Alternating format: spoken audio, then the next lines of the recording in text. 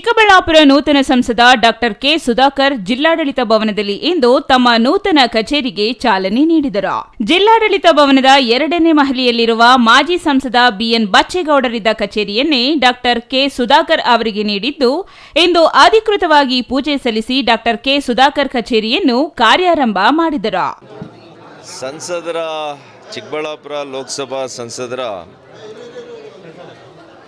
ಕಚೇರಿಯನ್ನು ಅಧಿಕೃತವಾಗಿ ಇವತ್ತು ಉದ್ಘಾಟನೆಯನ್ನು ಮಾಡಿ ನಮ್ಮ ದೇಶದ ಭಕ್ತಿ ಪರಂಪರೆಯ ರಾಯಭಾರಿಯಾಗಿ ಅದರಲ್ಲಿ ಅಚಲ ನಂಬಿಕೆಯನ್ನು ಇಟ್ಕೊಂಡಿರ್ತಕ್ಕಂಥ ನಾನು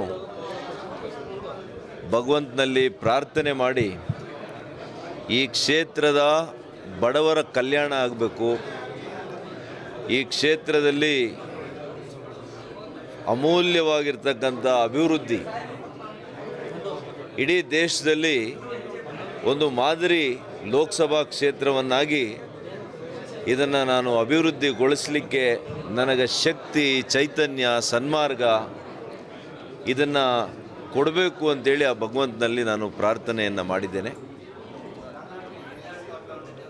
ಇವತ್ತು ಕುಳಿತುಕೊಂಡು ಮುಂದಿನ 5 ವರ್ಷಗಳು ಒಂದು ತಾಸು ಕೂಡ ನಾನು ವ್ಯರ್ಥ ಮಾಡ್ದಿರ ಪ್ರತಿ ನಿಮಿಷ ಪ್ರತಿ ಗಂಟೆ ನಾನು ಈ ಕ್ಷೇತ್ರದ ಜನರ ಅಭಿವೃದ್ಧಿಗೋಸ್ಕರ ನನ್ನ ಈ 5 ವರ್ಷಗಳ ಸಮಯವನ್ನು ಅವರಿಗೋಸ್ಕರ ಮೀಸಲನ್ನು ಇಡುವಂಥ ಕೆಲಸ ನಾನು ಮಾಡ್ತೇನೆ. ಈ ವೇಳೆ ಬಿಜೆಪಿ ಜಿಲ್ಲಾಧ್ಯಕ್ಷ Ramalingappa, KV Naveen Kiran, KV Nagaraj, Gauribidanur Narasimhamurthy, Bagepalli Konappareddy, doctor K Sudhakar ಅಭಿಮಾನಿಗಳು, ಬಿಜೆಪಿ ಜೆಡಿಎಸ್ ಕಾರ್ಯಕರ್ತರು ಹಾಜರಾಗಿ ಹೂಗುಚ್ಛ ನೀಡಿ ನೂತನ ಸಂಸದರಿಗೆ ಶುಭ ಕೋರಿದರು. ಸಂಸದ ಡಾಕ್ಟರ್ ಕೆ ಸುಧಾಕರ್ ಅವರು ಇಂದು ಬೆಳಗ್ಗೆ ಚಿಕ್ಕಬಳ್ಳಾಪುರದ ಸರ್ ಎಂ ವಿಶ್ವೇಶ್ವರಯ್ಯ ಕ್ರೀಡಾಂಗಣದಲ್ಲಿ ಹಮ್ಮಿಕೊಂಡಿದ್ದ ವಿಶ್ವ ಯೋಗ ದಿನಾಚರಣೆಯಲ್ಲಿ ಭಾಗವಹಿಸಿದ್ದರು. ನಂತರ ಚಿಕ್ಕಬಳ್ಳಾಪುರ ಜಿಲ್ಲಾಧಿಕಾರಿಗಳ ಕಚೇರಿಯಲ್ಲಿ ಸಂಸದರ ನೂತನ ಕಚೇರಿ ಉದ್ಘಾಟನಾ ಕಾರ್ಯಕ್ರಮದಲ್ಲಿ ಭಾಗವಹಿಸಿದರು.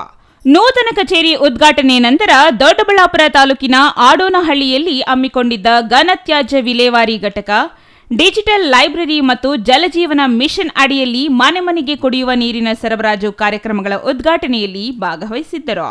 Praveen, CTV news, Chikkaballapur.